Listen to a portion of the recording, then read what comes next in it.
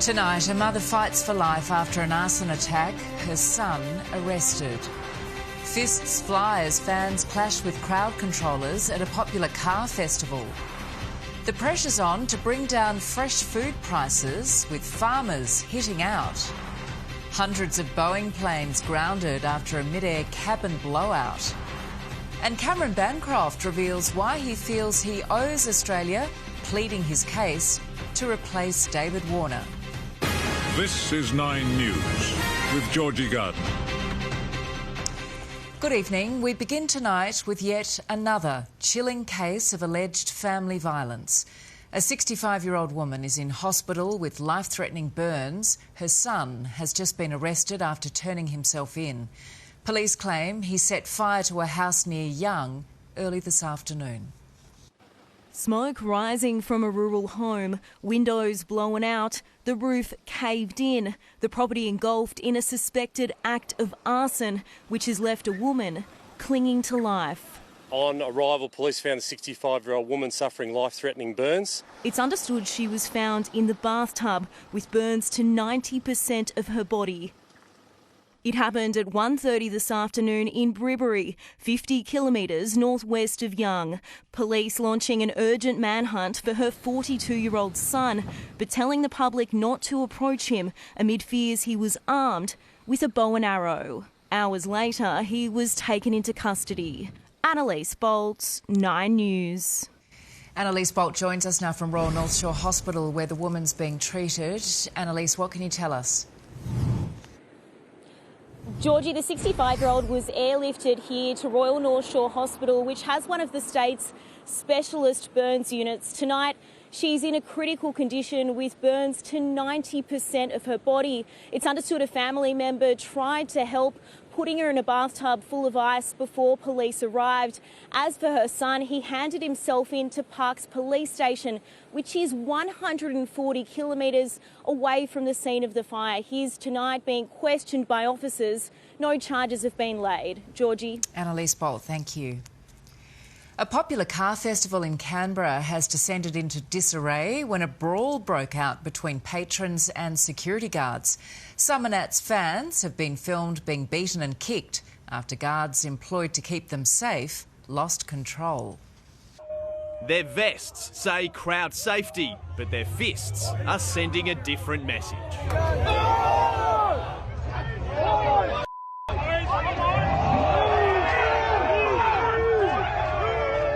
It's ugly, it's bloody.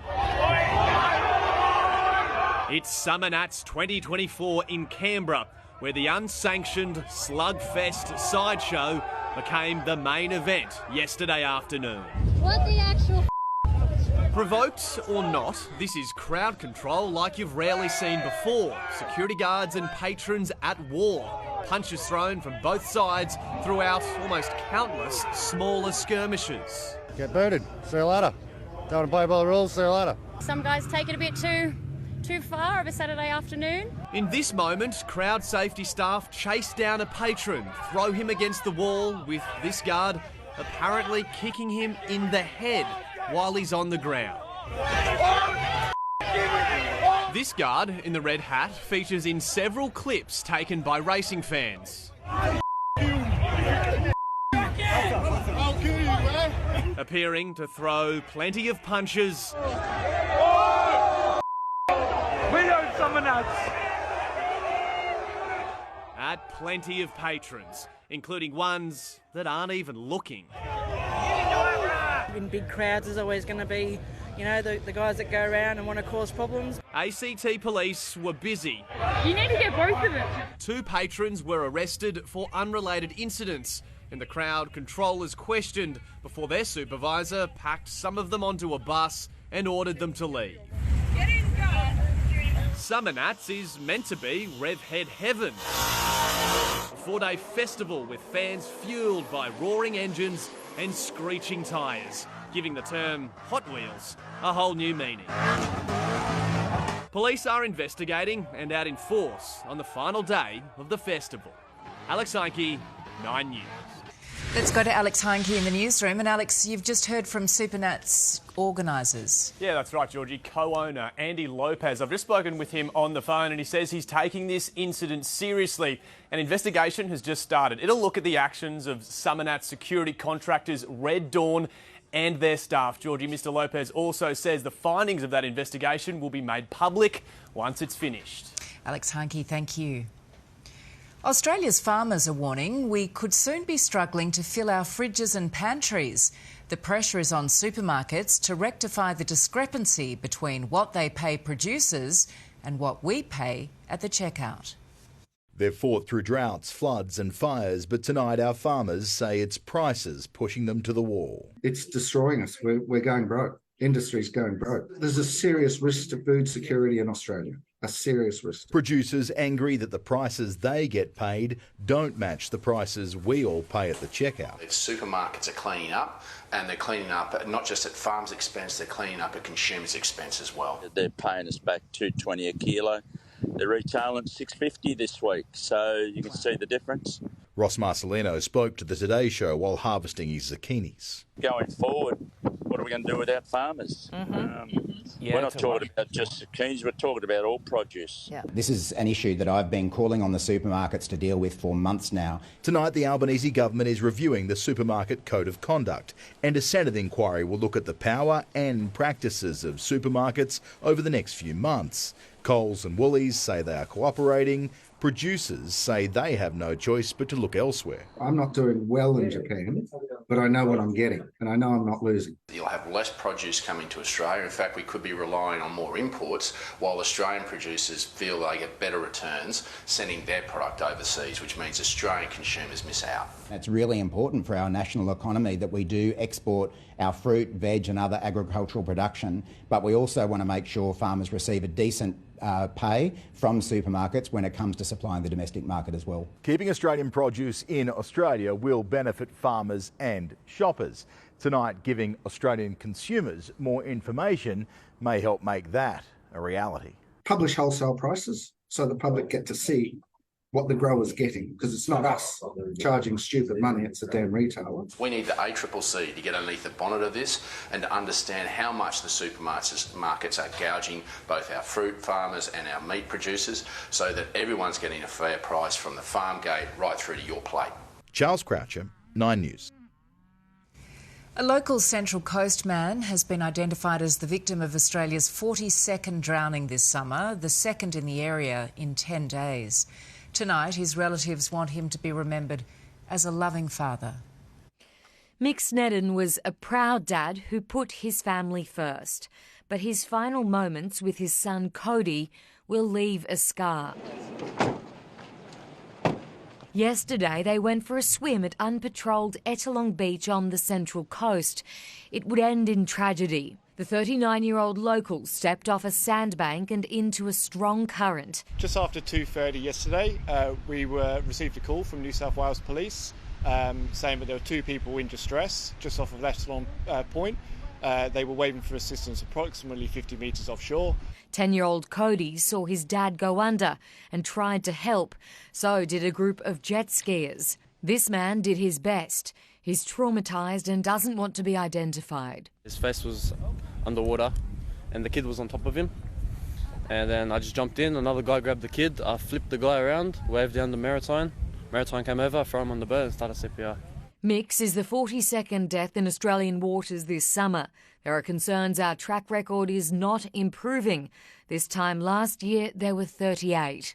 Since December, most fatal drownings in Australia have occurred on perfectly nice days like this, while people have been swimming or boating.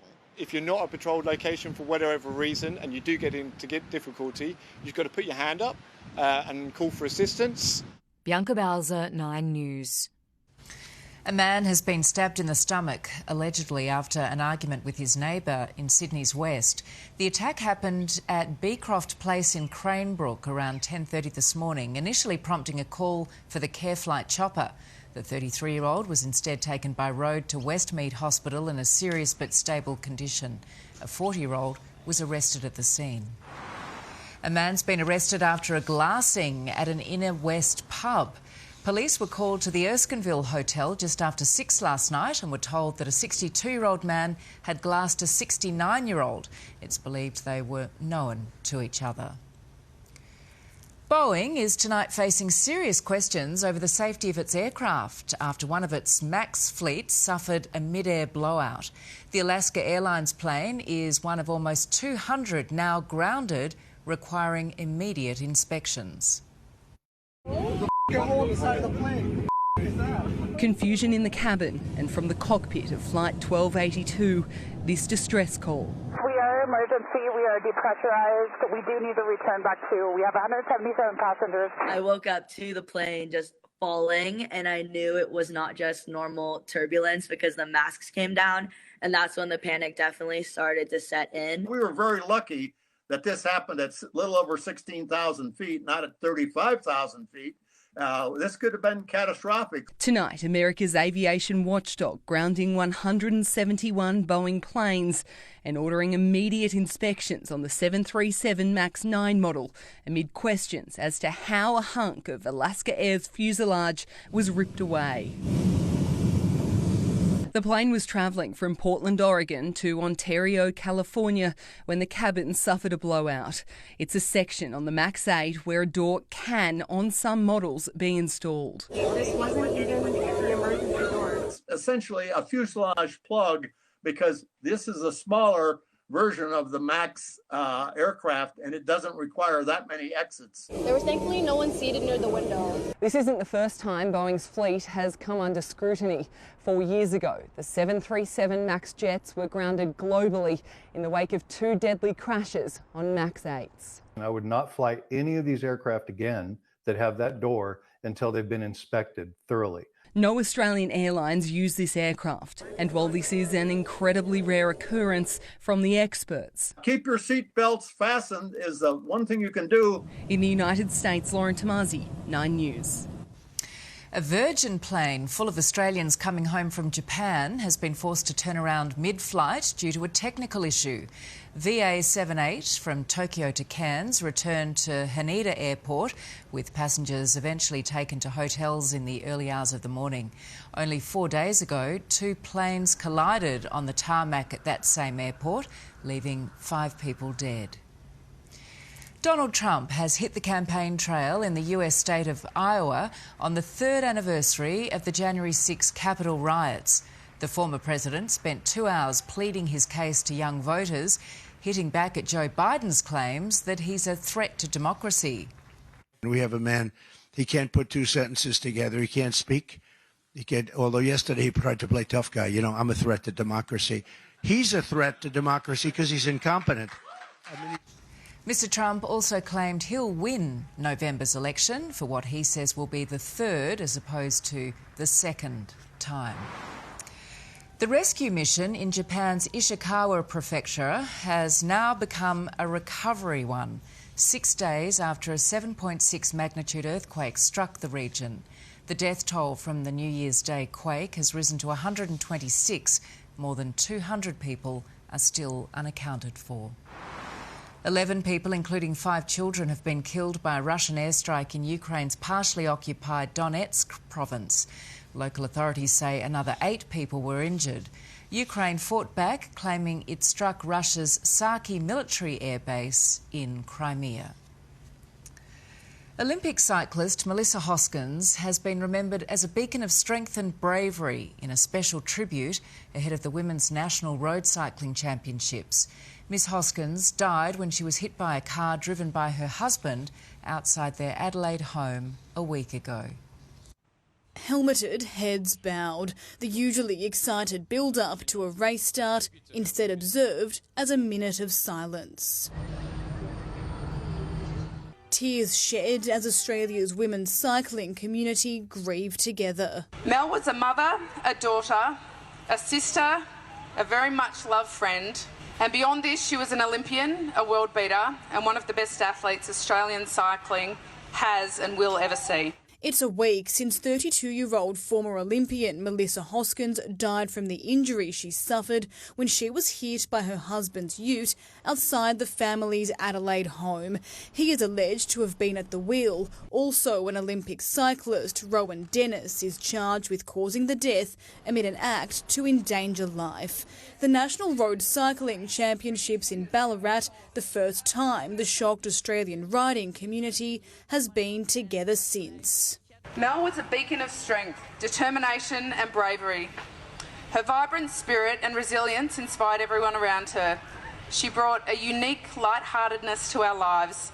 The cycling community is tight-knit. Many at today's women's race start knew Melissa well. I had the pleasure of racing with her for a few years, and she was a really strong part of the team, a super loyal teammate, and will be greatly missed. I think everyone's devastated. It's pretty shocking to see a loss of life and a fellow cyclist lose their life in tragic circumstances. The next event on the cycling calendar is the biggest, the Tour Down Under here in Adelaide. Rowan Dennis is a former winner. He was set to be an ambassador this year, but has now been dropped from the program. Instead, there will be another tribute to his wife before an Adelaide memorial service and then a private family funeral in her hometown of Perth. I'm sure the cycling community and the rest of Australia will get behind the family and wrap their arms around the kids as well. Inga Nielsen, 9 News. Let's now have a look at today's weather. Hi, Belinda. Evening, Georgie. Plenty of sunshine for our Sunday. The wind's picking up this afternoon. Fresh to strong northeasterly sweeping in, the highest gust recorded at the airport just after 5 p.m, reaching up to 59 kilometres per hour. After a low of 19.5, the city officially reaching a top of 27.8. That's about 2 degrees above the January average. Most of our western suburbs reaching the high 20s, low 30s in our outer west. Penrith stopping at 31.3 just before 4 p.m. The rain clouds rolling in again tomorrow. A severe weather warning has been issued for parts of our state. I'll be back with the forecast for the week ahead after sport, Georgie. See you then, Belle. Thank you. Next on 9 News, an alleged random stabbing spree. 4 attacks in 2 hours. A man with a bag of knives arrested.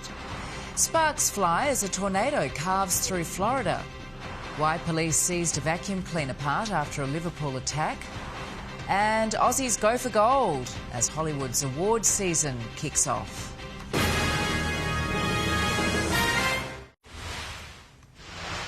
Five people have been treated in hospital after a man allegedly went on a 3-hour stabbing rampage targeting complete strangers across Melbourne. Police eventually subdued a 31-year-old with pepper spray, finding a backpack full of weapons after the arrest. 10 o'clock on a busy entertainment strip in Melbourne CBD. Watch as the man in the black T-shirt is ambushed from behind. Knifed in the back of the leg, allegedly by a stranger. The 24-year-old cries out in agony as a crowd forms in disbelief. The male wouldn't have known, the victim wouldn't have known it was coming. The alleged spree began in Southbank around 9:30 when a 28-year-old man was stabbed in his leg and torso. After that was the King Street incident around half an hour later. Then police say he likely used public transport to travel 9 kilometres to St Kilda East, allegedly attacking a couple as they walked near a cemetery, leaving her with life-threatening injuries and her partner with a laceration to his leg. After that, the alleged offender travelled west to the centre of St Kilda, where he's accused of stabbing a 31-year-old British tourist in the leg. The aftermath captured on CCTV.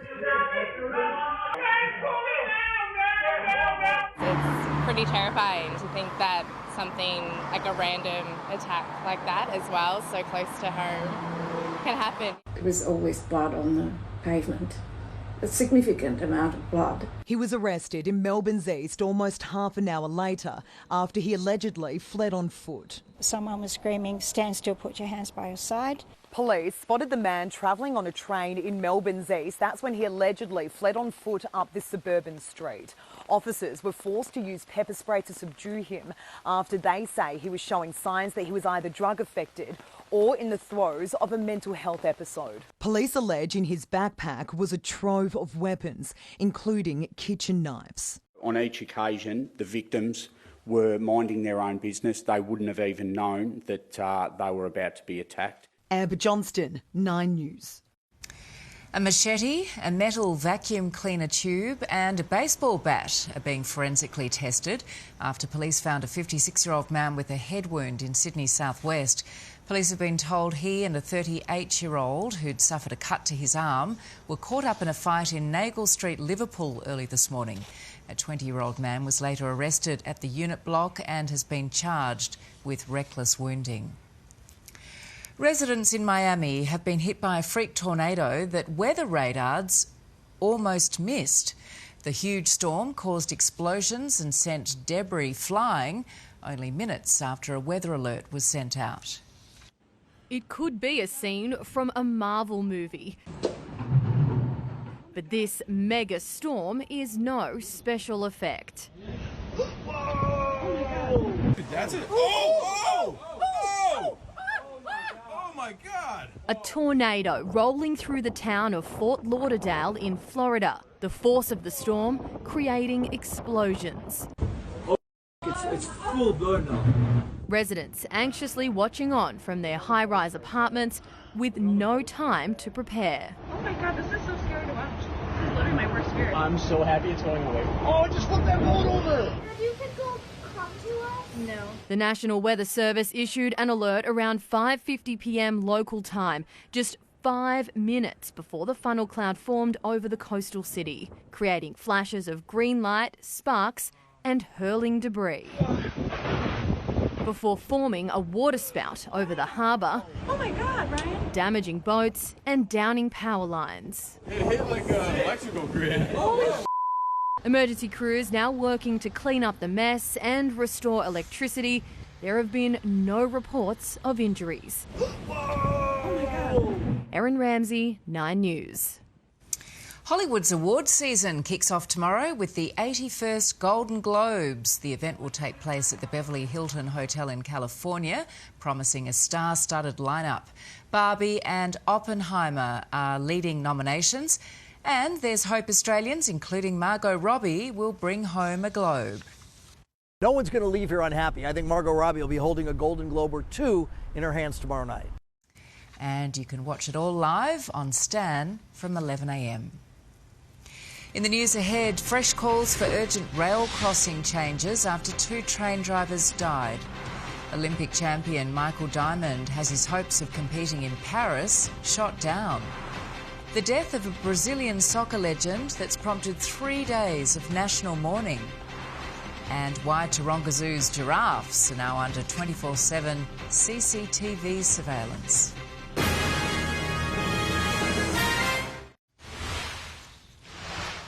A 49-year-old man's been charged with mid-range drink driving after crashing into a parked car. The crash happened at about 9 last night on Waldron Road at Chester Hill. The driver returned an alleged reading of .147. And 2 people suffered minor injuries after the motorbike they were riding was hit by a car in Burwood just before 10:30 last night. Emergency services were called to the intersection of Burwood Road and Railway Parade, where they treated a 26-year-old man and 22-year-old woman. The driver of the car wasn't injured. Today marks 3 months since the Hamas-Israel war began. And as the US tries to stop the conflict widening, Hezbollah has launched a barrage of missiles from southern Lebanon into Israel. Thunder in the hills.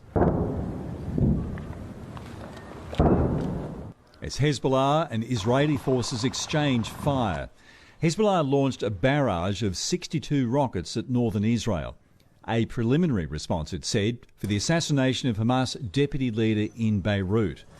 The IDF response, attacks on what it says were Hezbollah compounds deep inside the Lebanese border. The sounds of war echoed around northern Israel. Most residents in these towns have gone, but not all. I'm not worried or afraid with the missile, with the alarms, because I used to it. In Gaza, as aid trucks made their way in, some of the most desperately needed supplies were finally delivered. Medicines via the World Health Organization. This is the first time we've been able to make this delivery in about 10 days. So hospitals have been running short on some supplies, but we hope that this delivery and future deliveries will help to meet the needs of these hospitals, which are working at 2 or 3 times their normal capacity. Flying into the fray once again, US Secretary of State Antony Blinken arrived in Turkey at the start of a week-long trip to try to prevent further escalation. It is vital that we engage in this diplomacy now, both for the sake of the future of Gaza itself and more broadly. It's his 4th such mission since the October 7 Hamas attacks and Israel's relentless response. The stakes have never been higher. As thousands protested in Tel Aviv against Benjamin Netanyahu's government, 3 months on, there's still no agreed picture of when this conflict ends or how. Brett McLeod, 9 News. Gold medal shooter Michael Diamond's dream of an Olympic comeback this year in Paris is over after failing to have a firearms ban overturned. The 2-time gold medalist had his gun licence revoked after he was found guilty of firearms and drink driving offences in Port Stephens in 2017. The country's largest rail freight operator is calling for a national summit to act on safety at tens of thousands of level crossings. It follows the deaths of 2 Pacific National train drivers in an accident on New Year's Eve. The Barrier Highway in South Australia near the New South Wales border, the scene of a New Year's Eve tragedy. Train drivers Mick Warren and Kevin Baker killed when a heavy vehicle allegedly struck their locomotive. Sometimes that's rail employees, sometimes it's road employees. It doesn't matter. All lives matter. More has to be done. It has to be done more quickly, and we are calling for an urgent summit nationally. Pacific National wants that to involve federal and state governments, industry groups, private operators and unions to consider life-saving measures and reforms. Every year, an average of 28 people are killed at one of the more than 23,000 railway level crossings in Australia, and then there are the injuries and hundreds of near misses. Maddie Bott's fiancé Ethan Hunter and a work colleague were driving a road train when they collided with a Pacific National locomotive at a level crossing between Young and Grenfell in New South Wales nearly 3 years ago. Both were killed instantly. I just can't believe how long it has taken for people to see that we still have a 19th century approach to level crossings. It's awful. It's like these people who die don't matter. Maddie's been campaigning for better safety at crossings ever since, frustrated and angry that little, if anything, has changed. I'm so devastated that that happened, that 2 more men lost their lives while at work. New South Wales is now trialling a system of train driver activated LED warning signs to better alert road drivers at level crossings. While every level crossing has different variables when it comes to how safe they are, Maddie Bott believes that those that are inherently unsafe, such as the one where her fiancé died, should be closed altogether, especially when there are safer ones nearby. We owe it to those families, the families of Mick and Kevin, to learn as much as we can from this event to make sure that we do what we can to prevent it from ever happening again. Maddie agrees. You just can't put a cost on someone's life. In a statement, the federal government says it's already acting with funding for research and trials of new technology to be announced next week. Eddie Meyer, 9 News. Brazilian soccer legend Mario Zagallo has died at the age of 92. He won 4 World Cups for Brazil, 2 as a player and 2 more as a coach. Zagallo played in the team which won the country's first World Cup in 1958 and also coached the 1970 winning team featuring Pelé. Brazil's president has announced 3 days of national mourning. Their enclosure has one of Sydney's best views, but now Taronga's giraffes have a new creature comfort. It's a 24/7 AI CCTV system, and it'll help keepers maintain a close and caring eye on their tallest tenants. It's brekkie time on the Sydney Savannah. That is the giraffe enclosure at Taronga Zoo. So there's olive, there's eucalyptus up there as well. There's even lucerne hay, which is a type of hay that they really love. Jimmy Yu, Zarafa, Ebo and Keto up at the crack of to get stuck in. Jimmy Yu's feeding from a bottle feeder with a bunch of different lettuce in that as well. Drafting up the carte de jour for a giraffe comes after another important element to being a keeper. regular and consistent observation and documentation of their behaviour. It's a really critical part of our role. So that takes a lot of time, a lot of man hours. We can't actually be here 24/7 watching them. And now for the first time, helping keepers keep watch, are 4 CCTV cameras that are linked to a computer housing artificial intelligence, monitoring the Sydney herd 24 frames a second, every day. Having a 24/7 view on behaviour gives us a lot more information about our animals. In zookeeper speak, it's called a behaviour budget. If we can see that it's a really hot day and the AI tool is telling us that the giraffe's spending a lot of time in one part of the exhibit where it's quite shady, that can tell us that, maybe we need to utilise certain spaces a little bit more, or it can also just tell us why the giraffes were spending their time in the shade throughout the day. It's early days for the giraffe's interaction with the computer age, but research such as this quickly filters into the world of zoology, giving us greater insight into the cornucopia of creatures with which we share the world. We can get a more detailed look at what they're actually doing throughout their day. At Taronga Zoo, Mike Dalton, 9 News. Ahead in 9 News, we test drive Australia's motoring future, move over electric power for hydrogen. A man's leap of faith, nude, into a giant fish tank at a tackle shop. And in Sport with Roz, Australia's cricketers partied hard last night. It was a big one, Georgie. While they farewelled David Warner in style at a glitzy event in the city, Cameron Bancroft made a heartfelt appeal to return to the Australian side, but selectors might have other ideas.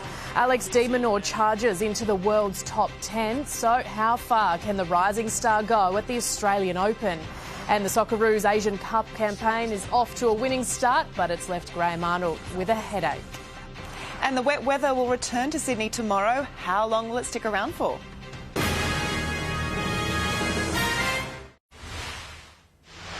Cameron Bancroft says he owes it to Australia to apply the lessons from Sandpaper Gate if he's named as David Warner's Test replacement.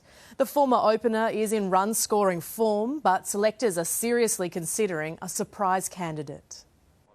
The morning after, a night to remember. Australia's cricketers taking the party from the SCG to the CBD, celebrating the career of David Warner. A private performance from singer Tones and I. Far removed from the farewell, Cameron Bancroft, desperate for his ticket back into the Test team. It's something that I really want. I feel like I'm, physically, mentally and emotionally, ready to take that opportunity. It's been 5 years since Bancroft was last in an Australian squad. Instead, he's shone in the Sheffield Shield. Over the last 2 summers, he has more runs than anyone else and lessons after his Sandpaper Gate ban. The past has been a great ground for me to, learn things about myself, and feel like I definitely, owe it to my country to put those lessons into play, try to apply them to all aspects of my life and make me a better person and, cricketer in the process. Bancroft's dream could be denied by a surprise selection shift. Coach Andrew McDonald confirming the panel is considering a non-traditional opener for the role, placing Cameron Green as the front-runner. I think Cameron Green's potentially underrated in the way that he can play at Test level as well. We know he's got those gears. We know that he can play the high and the low. And he's arguably in our best liner, depending on which way we go. How would you feel if selectors went with a non-traditional opener? Naturally, I would feel disappointed. Obviously, some players have been able to transition and go to the top and do really well. But I feel like it's probably a specialist position, and at the end of the day, it's not my call and they're not my decisions.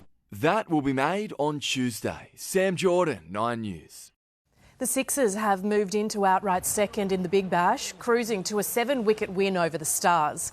Set a target of 156, opener James Vince starred with the bat, top scoring with 79 runs to help Sydney get home with 11 balls remaining. The Sixers earning their first win this year, snapping a 2-game losing streak. Germany and Poland are currently locked in a tense battle in the United Cup final at Ken Rosewall Arena. Grand Slam champions Iga Świątek and Angelique Kerber are on court, and the Polish world number one has just taken the first set 6-3. Next, Alexander Zverev will take on Hubert Hurkacz before the mixed doubles. Both nations are vying for their first United Cup crown. Team Australia narrowly missed out on the final, losing 2-1 to Germany, but Alex de Minaur achieved one of his career goals, cracking into the world's top 10. The Demon declaring the milestone is just another step on his climb to the top. A 10 out of 10 week for Alex de Minaur.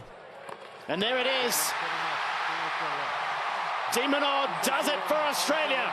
5-7, 6-3, 6-4 over world number 6, Alexander Zverev. That's 3 wins against 3 of the world's top 10 and enough to get the Demon his own place in the esteemed group. To be able to do it in Sydney on Ken Rosewall Arena in front of friends, family, it's a memory that I'll cherish forever. When you factor in that he's also beating Novak in Australia, which hadn't been done for years, you just put a little extra oomph on that one. He's the first Australian male to hit the highest echelon since his mentor, Leighton Hewitt, in 2006. De Minaur plans on staying there. Let's not set limits on Alex. This last week has helped my record significantly against top 10 opponents, and I've shown that I've been able to do it and back it up. De Minaur levelled the semi-final after Ajla Tomjanovic's 3-set defeat to 3-time Grand Slam champion Angelique Kerber. Storm Hunter and Matt Ebden had match points in the deciding mixed doubles, but couldn't convert in the thrilling match tiebreak that didn't finish until 2:20 this morning. Team Germany find their way to the final. Elena Rybakina heads to Adelaide on a high, last year's Australian Open runner-up defeating the champion Aryna Sabalenka to win the Brisbane International 6-love, 6-3. Tom Marriott, 9 News. The Kings' underwhelming NBL season has continued, going down to the Bullets 101-93 at home. Sydney missing out on the opportunity to consolidate its spot in the top 4. It's their 4th loss in 5 matches. Up next for the Kings, the last-placed Adelaide 36ers on Thursday. The Socceroos have had a solid warm-up ahead of their Asian Cup opener next weekend, defeating Bahrain 2-0 in a friendly. The opener came from a first-half own goal before Mitchell Duke doubled the lead in the 61st minute. I've got headaches. I'm going to have headaches over the next few weeks around the starting lineup. Goalkeeper Matt Ryan sat out the match. His fractured cheekbone is touch and go for Saturday's clash with India. It took just 52 seconds for Sydney FC to open the scoring against Brisbane, and the Sky Blues were never headed from there. Brazilian striker Fabio Gomes bagging both goals in the 2-1 win, which was Sydney's 3rd in a row and moves them into the A-League's top 6. And no slip-ups for the Premier League heavyweights in the 3rd round of the FA Cup overnight. Newcastle United defeated traditional rivals Sunderland 3-0. Aston Villa knocked out Middlesbrough with a 1-0 win, while Chelsea put their poor league form aside to thrash Preston North End 4-0. And the United Cup final, it continues right here on 9 straight after the news, Georgie. 1 week to go until the Australian Open now. Oh, can't wait, Ros. Thank you. Next on 9 News, we test drive one of the rarest cars on the road. Why? It could be our motoring future. Also, shoppers at a tackle shop stunned by a nude man in a fish tank. And meet the ball boys and girls ready to roll at the Australian Open.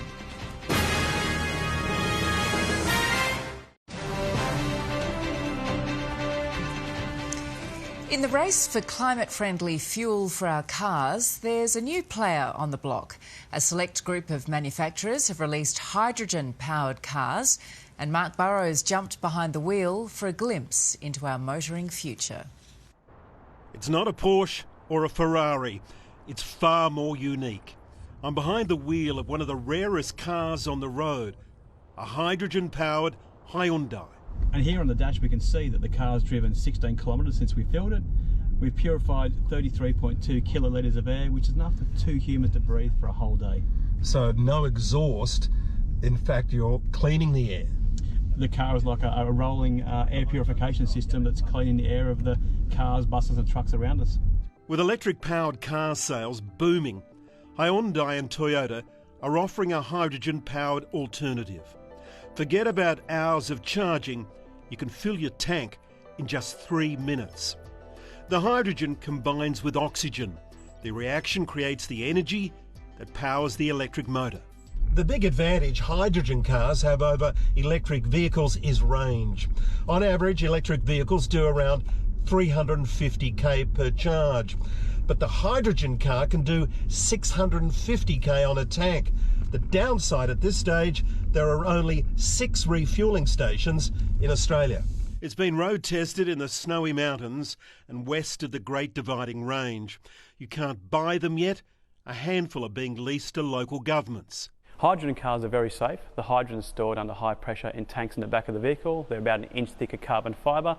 And if hydrogen does escape, it's 14 times lighter than air, so it rises at 80 kilometres an hour rather than sitting on the ground like fuel.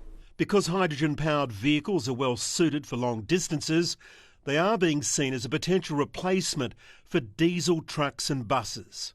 One Australian company, Pure Hydrogen, has produced the Taurus, a hydrogen-powered prime mover. It's already being exported to the US. About 44,000 trucks are bought every year. We think within 3 to 5 years, most of the trucks will be either battery electric or hydrogen fuel cell trucks. The downside is they are quite expensive still, and converting that process to create hydrogen is still more expensive than what you get out of even today's electric power. Hyundai and Toyota are now joining forces to try and ramp up the number of refuelling points. But hydrogen is playing catch-up. It will be an option, but when it comes to passenger cars, electric is shaping up as king of the road. Mark Burrows, 9 News.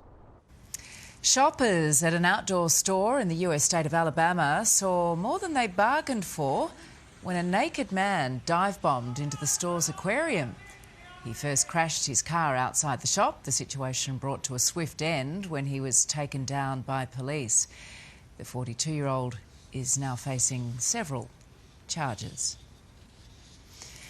It was all smiles on the court at Melbourne Park today as the largest Australian Open ball kids squad in the tournament's history gathered for a team photo. The 424-strong squad sporting the new Ralph Lauren uniforms. They'll be chasing, catching and rolling balls alongside the world's best players when the tournament starts next Sunday. Coming up, Belinda with the weather for the week ahead. Thanks, Georgie. Mostly clear skies over Sydney tonight, sitting at 25 in the city right now and 28 in our west. Severe weather hitting parts of our state tomorrow, bringing drenching rain. Will it hit Sydney? The forecast is next.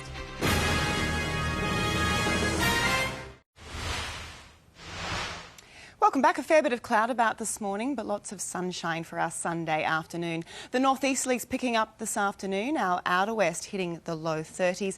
Most suburbs hitting 29, the city stopping at 28, a few degrees above the January average. But it felt a little cooler thanks to those winds. A fine day for Sydney though, but not for our western parts of our state. Isolated severe thunderstorms sparking up this afternoon. This is the latest warning: damaging winds, large hail and heavy rainfall possible in these two regions over the next several hours. Partly cloudy conditions along the coast with top temperatures generally close to average for this time of year. A cooler day for Wollongong and Batemans Bay stopping at 24.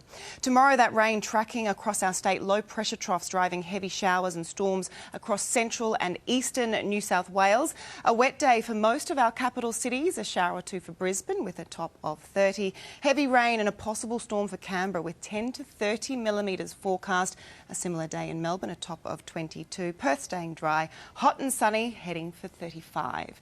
Let's take a closer look at that rain hitting New South Wales. Here's where it's expected to fall. Widespread rain and showers and thunderstorms across the south and west, with possible heavy falls in parts of the Riverina and southwest slopes. The Bureau has issued a severe weather warning for that region, with heavy to intense rainfall developing tonight as that low becomes slow moving in a very moist environment. 6 hourly rainfall total totals between 40 to 70 millimetres are likely. Just isolated showers in the northeast of our state with tops near the coast, close to average for this time of year, up to 31 degrees in Grafton, but a cooler day for inland parts.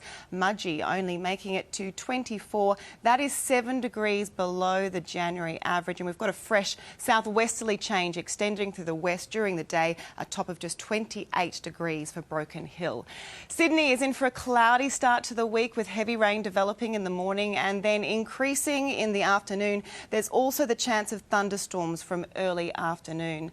2 to 15 millimetres forecast for our western suburbs, and then about 1 to 10 millimetres near the coast. Tops around 28 or 29 in our west. The city also heading for a top of 29. Overnight lows a little warmer than average, ranging from 18 to 21. Just a shower or two on Tuesday with partly cloudy skies. Tops in the city staying in the high 20s until next Sunday. Lows hovering around 21, and a fine day on Wednesday with showers forecast for the rest of the week. A wet week ahead for our west as well. A shower or two every day, increasing to showers next weekend. A cooler 26 on Sunday, Wednesday and Saturday. The warmest days hitting 33 degrees, Georgie. Thanks for that, Belinda. And that is 9 News for this Sunday. The United Cup tennis is up next. I'm Georgie Gardner. Thanks for being with us. Enjoy your evening. Good night.